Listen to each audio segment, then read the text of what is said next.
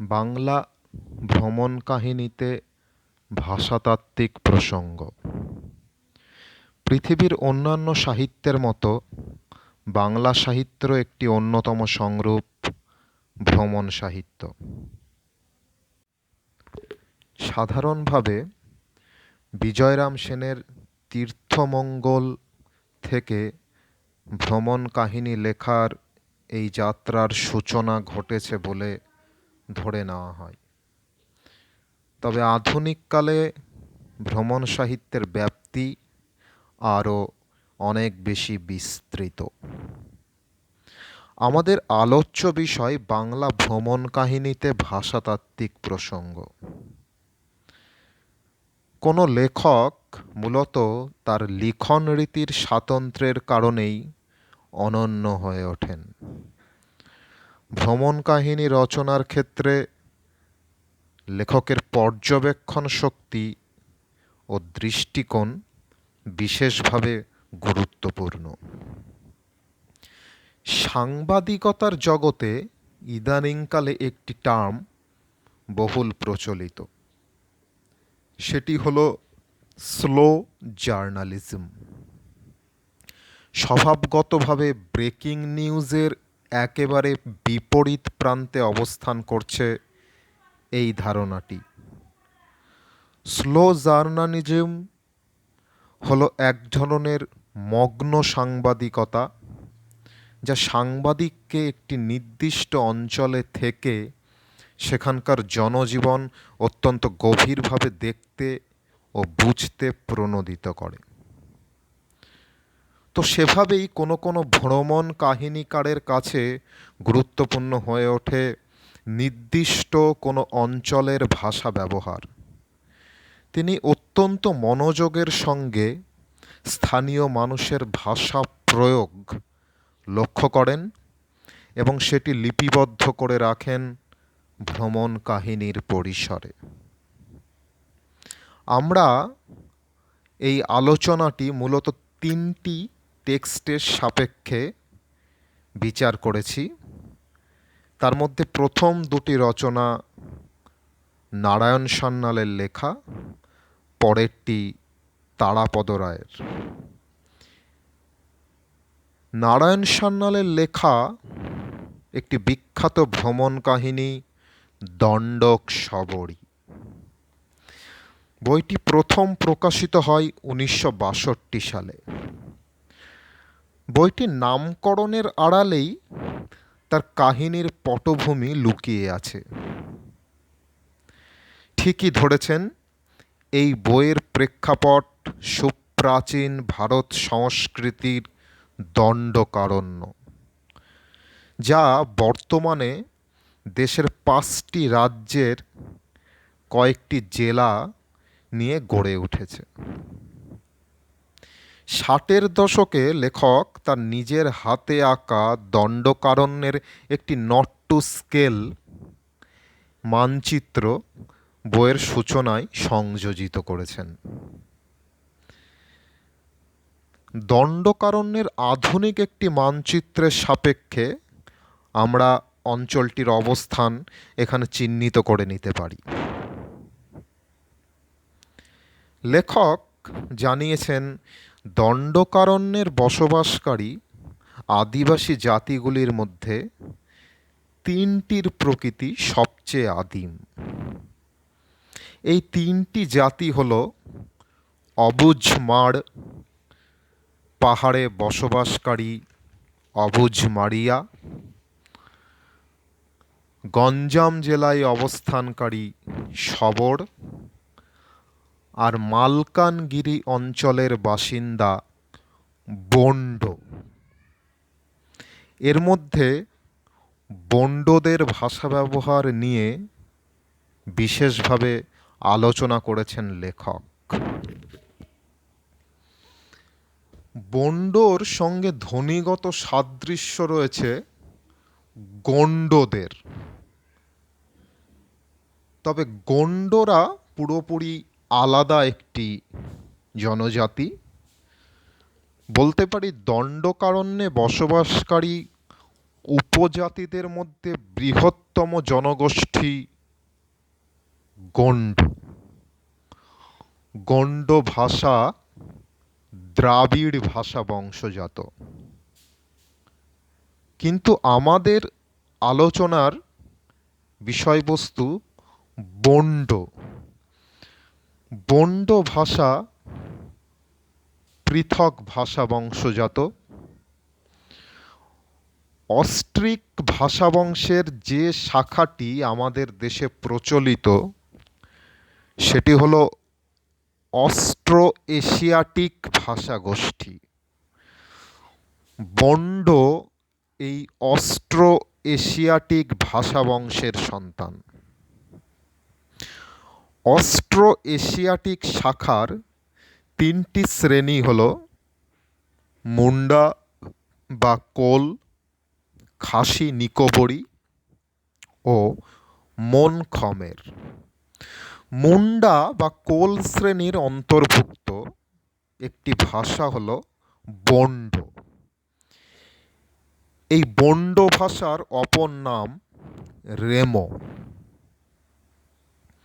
বর্তমানে দক্ষিণ পশ্চিম ওড়িশার মালকানগিরি জেলার খাইরপুট ব্লকের 30টি গ্রামে বণ্ডদের বসবাস।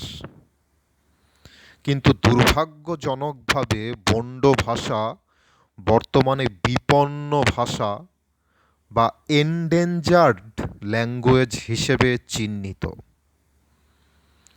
ভাষা গবেষণার ক্ষেত্রে আমাদের দেশের অগ্রণী প্রতিষ্ঠান central institute of Indian languages.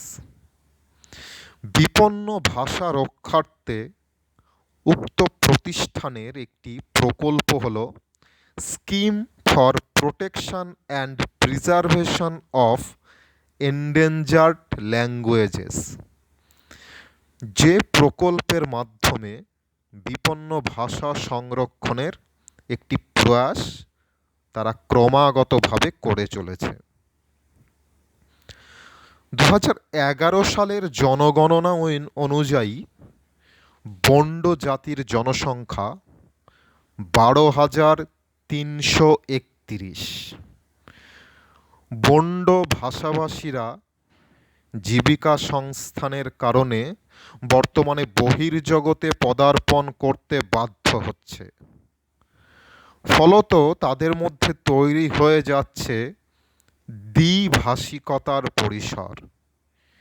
এ কারণে অন্যান্য ভাষার ভাষিক উপাদানের অন্তর্ভুক্তি ঘটছে বণ্ড ভাষায়। বণ্ড জাতির বাইরের জগতের সঙ্গে যোগাযোগের মাধ্যম বা লিঙ্গুয়া ফ্রাঙ্কা হলো ওড়িয়া বা দেশি ওড়িয়া। সে কারণে বিশেষত ওড়িয়া ভাষার ধ্বনিগত ও রূপগত প্রভাব পড়ছে বণ্ড ভাষায়। আজ থেকে প্রায় 6 দশক আগে নারায়ণ সান্যাল সংগ্রহ করেছিলেন বণ্ড ভাষার কিছু শব্দ। মূলত সম্পর্কসূচক বা আত্মীয়তাবাচক কিছু শব্দ তিনি তার ভ্রমণ কাহিনীতে উল্লেখ করেছেন। যেমন দাদা শব্দ বণ্ডদের কাছে পরিচিত মাং রূপে, দিদি হলো মিং, বোন কু, জ্যাঠা বুমান, শ্বশুর আংকুই ইত্যাদি। লেখক বলছেন এমনকি এমন যে সম্পর্ক মা যার অভিধা প্রায় সারা বিশ্বে ম অক্ষর দিয়ে যুক্ত তাকেও বণ্ডরা বলে উং। এ প্রসঙ্গে যেটি বলা দরকার সেটি হলো অস্ট্রো এশিয়াটিক গোষ্ঠীর ভাষাগুলিতে বেশিরভাগ ক্ষেত্রে মাবাচক শব্দগুলি কিন্তু ম বর্ণ দিয়ে শুরু হয় না। এই গোষ্ঠীর অন্যতম প্রচলিত ভাষা সাঁওতালিতে যেমন মাবাচক শব্দটি হলো আয়ো বা এঙ্গা। আবার যে ভাষাটি বণ্ডর সঙ্গে সবচেয়ে নিকট সম্পর্কযুক্ত সেই গুটব বা বড়ো গাড়োয়া ভাষায় মা হলো জেন। বন্ড ভাষা সংগ্রহ করতে গিয়ে যে বিষয়টি লেখককে চূড়ান্ত বিস্ময়াপন্ন করে তুলেছিল সেটি একটি শব্দ। সেই শব্দটি কোনো মাতৃবাচক শব্দ নয়, সেই শব্দটি হলো মহাপ্রভু।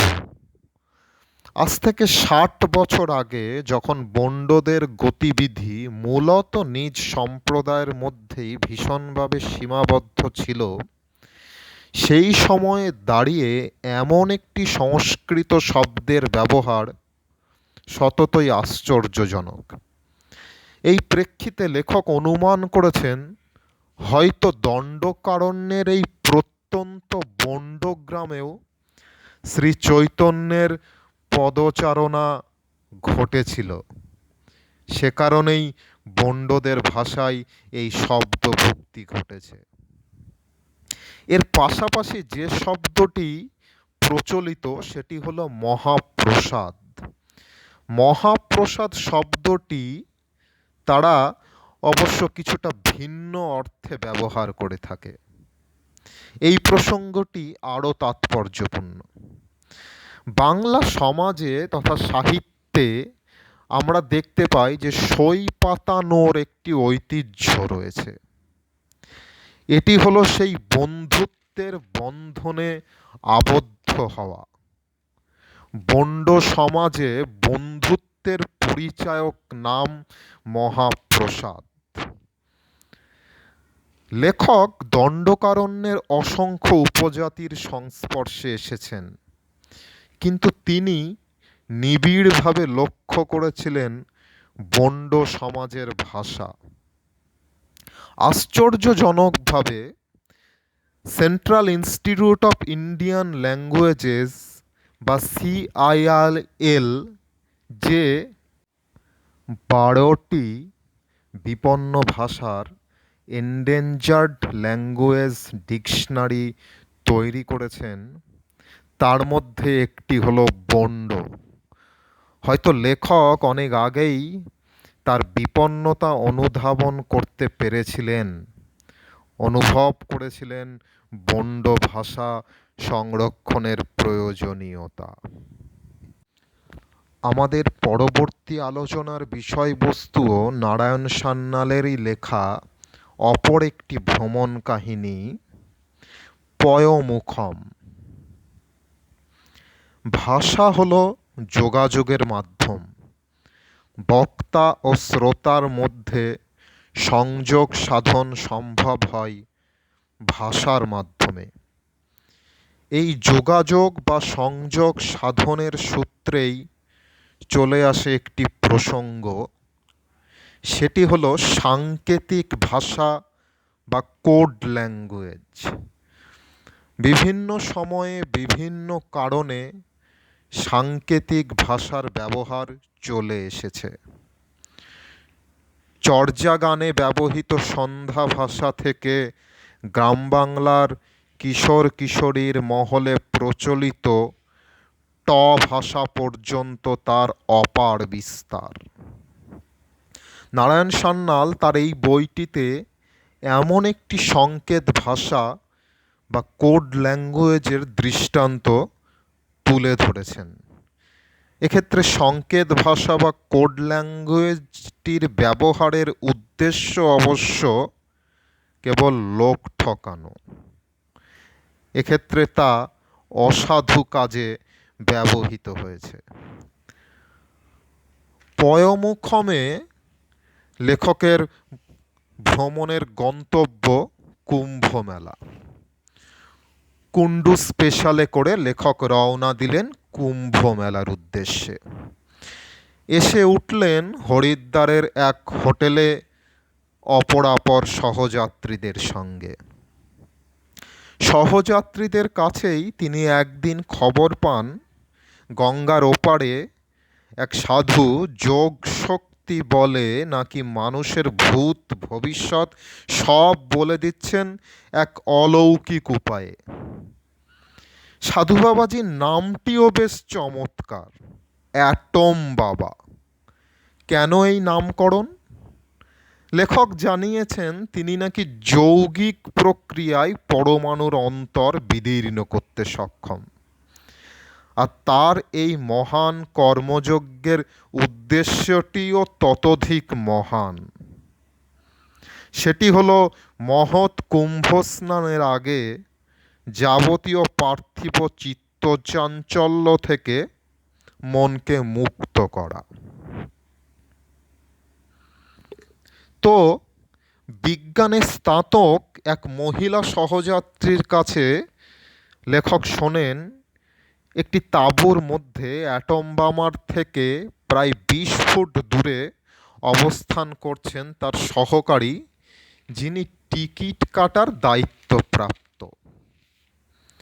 দর্শনার্থীরা যে সাধু টিকিট কাটছেন তার কাছে গিয়ে 5 টাকার টিকিট কেটে তারই কানে কানে তার জাগতিক সমস্যার বিবরণ দিচ্ছেন হিন্দি ভাষায় অত্যন্ত নিম্ন স্বরে।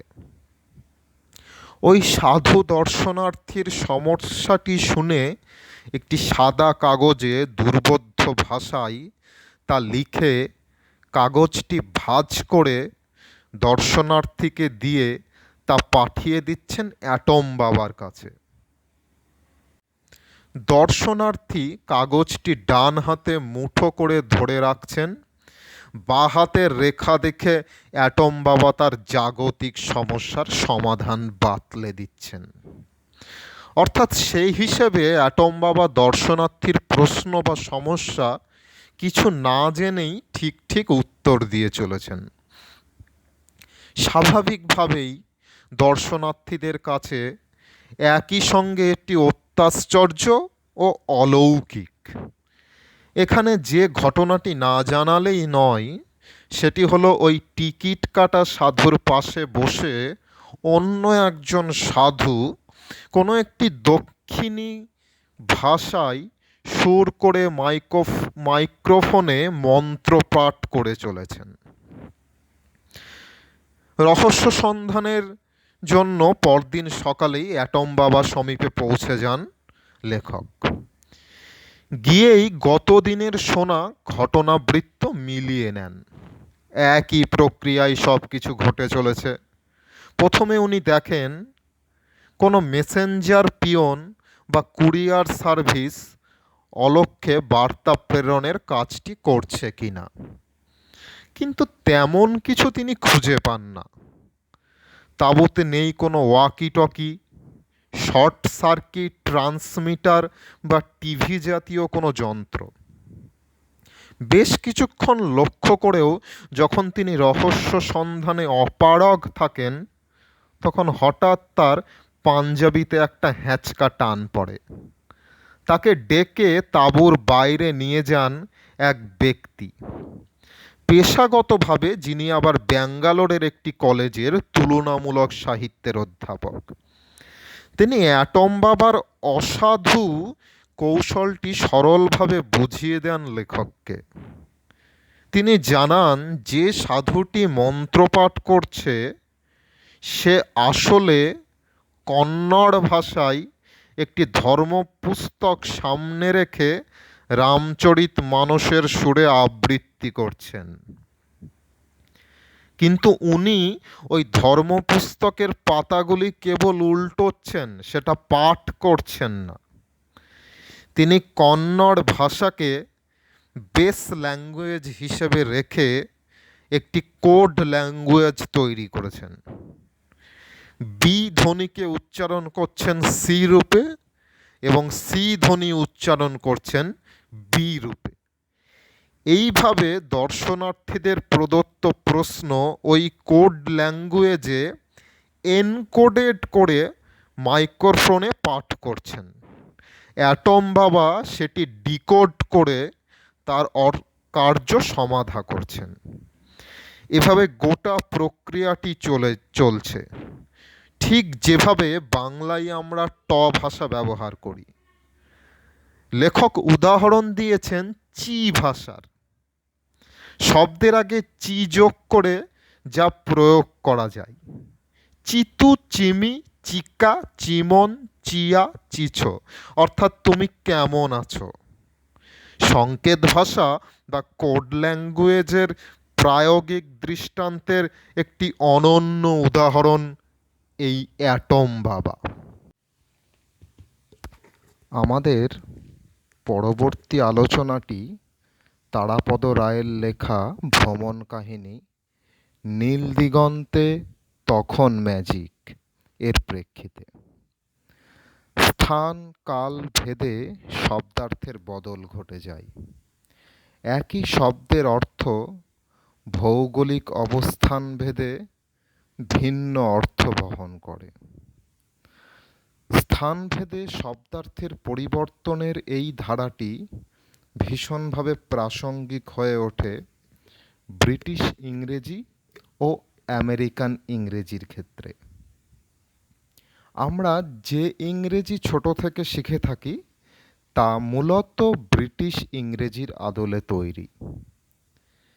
এরূপ ব্রিটিশ ইংরেজি শিখে আমেরিকায় তা প্রয়োগের পরিণতি যে কী পরিমাণ উদ্ভট হতে পারে তার দৃষ্টান্ত লিপিবদ্ধ হয়েছে তারাপদ রায়ের নীল দিগন্তে তখন ম্যাজিক বইয়ে। রম্য রচনাকার হিসেবে তারাপদ রায় ভীষণ জনপ্রিয়। তার আমেরিকা ভ্রমণের কাহিনী নীল দিগন্তে তখন ম্যাজিক 1978 সালের জানুয়ারিতে কালচারাল এক্সচেঞ্জ প্রোগ্রামে তারাপদ রায় আমেরিকা যাত্রা করেন। আমেরিকা ভ্রমণকালে লেখক একদিন নিউ ইয়র্কের রাস্তায় হাঁটছেন। জানুয়ারি মাস, রাস্তায় ভীষণ ঠান্ডা বোধ করায় তারাপদবাবু একটি মাফলারের প্রয়োজনীয়তা ভীষণভাবে অনুভব করেন। রাস্তার নাম লেক্সিংটন এভিনিউ। হাঁটতে হাঁটতে তার চোখে পড়ে একটি দোকান, যে দোকানের শোকেসে সাজানো রয়েছে মাফলার সহ বিভিন্ন বস্ত্র সম্ভার। তার মধ্যে কয়েকটা মাফলার তারাপদবাবুর দৃষ্টিগোচর হয়। কাচের বাইরে থেকে দেখে একটা রামধনু রঙের মাফলার তারাপদবাবু পছন্দও করে ফেলেন। সাহসে ভর করে এরপর তিনি ঢুকে যান দোকানে। দোকানে একজন অল্পবয়স্ক হাস্যময় সেলস গার্ল তাকে অভ্যর্থনা জানাতে এগিয়ে আসেন। তারাপদবাবু তার প্রয়োজনের কথা ব্যক্ত করেন অকপটে। শোকেসের দিকে আঙুল দিয়ে নির্দেশও করেন কিছুক্ষণ আগে তার পছন্দ করা মাফলারটি। মাফলার শব্দটি শুনেই সেলস গার্ল রীতিমতো হকচকিয়ে যায়। সে নিজের কানকে ঠিক বিশ্বাস করতে না পেরে তারাপদবাবুকে আবার জিজ্ঞেস করে যে তিনি ঠিক কী কিনতে এসেছেন। তারাপদবাবু এবার মাফলার শব্দটি উচ্চারণ করা মাত্রই সেলস গার্ল চূড়ান্ত বিস্ময়ের সঙ্গে জিজ্ঞাসা করে, মাফলার? লেখকের বর্ণনা অনুযায়ী সেলস গার্ল তার পা থেকে মাথা পর্যন্ত ভালো করে জরিপ করে জানায় তাদের এই দোকানে মাফলার পাওয়া যাবে না, উল্টো দিকের দোকানে পাবেন। এবারে তারাপদবাবু ঘাবড়ে যান এবং এই ঘটনাক্রমের পিছনে সকপল কল্পিত একটি যুক্তি খাড়া করে ফেলেন। যুক্তিটি অনেকটা এরকম যে এই দোকানে হয়তো শুধুমাত্র বস্ত্র প্রদর্শন হয়, বিক্রি হয় উল্টো দিকের দোকান থেকে। সেলস গার্লের কথা মতো তারাপদবাবু উল্টো দিকের ফুটপাথে গিয়ে দোকানের সাইনবোর্ডটি লক্ষ্য করেন।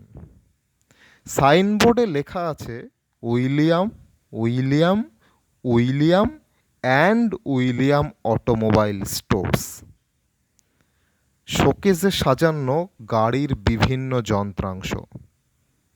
তারাপদবাবুর মনে কিছুটা খটকা লাগে, তবু মনে সংশয় নিয়ে তিনি ভিতরে ঢুকে পড়েন। ঢুকে দেখেন ভেতরে রয়েছে 6 জন William, senior William, junior William, grammy William, mummy William, MS William ও মিস উইলিয়াম। সবচেয়ে প্রবীণ বলশালী সিনিয়র উইলিয়াম লেখককে জিজ্ঞাসা করেন তার কি প্রয়োজন। তারাপদবাবু ভয়ে ভয়ে জানতে চান এখানে মাফলার পাওয়া যাবে কিনা। উত্তরে সেই বয়স্ক বিক্রেতা তাকে বলেন, মাফলার পাওয়া যাবে না কেন, এটা তো মাফলারেরই দোকান। এবং এরপরে বিক্রেতা তাকে বলেন তারাপদবাবুর গাড়িটি ঠিক কোথায় রাখা আছে এবং তার ঠিক কীরকম মাফলার লাগবে। তারাপদবাবু মনে মনে ভাবেন উনি হয়তো ভেবেছেন যে তিনি এক গাড়ি মাফলার কিনবেন। তারাপদবাবু সবিনয়ে জানান তিনি গরিব ভারতীয়, তার কোনো গাড়ি নেই এবং তিনি নিউ ইয়র্কে বেড়াতে এসেছেন। এই বক্তব্য শোনা মাত্র সিনিয়র উইলিয়াম অট্টহাস্যে ফেটে পড়েন এবং দোকানের সমস্ত উইলিয়ামদের ডেকে এনে বলেন, look here is a funny guy from India. Bharatvarsha থেকে একজন মজার লোক এসেছে, এর কোনো গাড়ি নেই কিন্তু এ একটা মাফলার কিনতে চাই। সকলে তাকে ঘিরে হো হো করে হাসতে থাকে। বহু কষ্টে তারাপদবাবু তাদের খপ্পর থেকে বেরিয়ে আসেন। তারাপদবাবু পরে এই চূড়ান্ত অদ্ভুত পরিস্থিতির কারণ অনুসন্ধান করতে গিয়ে জানতে পারেন আমেরিকায় মাফলার বলতে বোঝায় গাড়ির সাইলেন্সারকে। তাই গাড়ি নেই এমন একটি লোক যখন গাড়ির সাইলেন্সার কিনতে যান তখন এরূপ পরিস্থিতির উদ্ভব ঘটাই স্বাভাবিক। তবে শুধু মাফলার কিনতে গিয়ে নয়, রেস্তোরাঁয় গিয়েও তারাপদবাবুকে আমেরিকান ইংরেজি ও ব্রিটিশ ইংরেজির শব্দার্থগত পার্থক্য হাড়ে হাড়ে টের পেতে হয়েছিল। রেস্তোরাঁয় পাশের টেবিলে যে লোকটি খুব আয়েশ করে ডুমো ডুমো লোভনীয় আলু ভাজা খাচ্ছিল তাকে দেখে তারাপদবাবুরও আলু ভাজা খাওয়ার ইচ্ছে হয়, কিন্তু তিনি খেতে পারেননি, কারণ সেই আলু ভাজা তার কাছে পটেটো চিপস হলেও আমেরিকানদের কাছে তা ফ্রেঞ্চ ফ্রাই। একই রকমভাবে বেগুন ব্রিঞ্জল নয়, এগ প্ল্যান্ট, কমলালেবু অরেঞ্জ নয়, ট্যাঙ্গারিন। ভ্রমণ কাহিনীর পাতায় পাতায় এভাবেই ছড়িয়ে ছিটিয়ে রয়েছে বিভিন্ন ভাষাতাত্ত্বিক প্রসঙ্গ, যা একই সঙ্গে অত্যন্ত সিরিয়াস ও মজাদার প্রকৃতির। এই আলোচনায় তেমনই বিষয়গুলির সংকলনের একটি ক্ষুদ্র প্রয়াস করা হয়েছে মাত্র।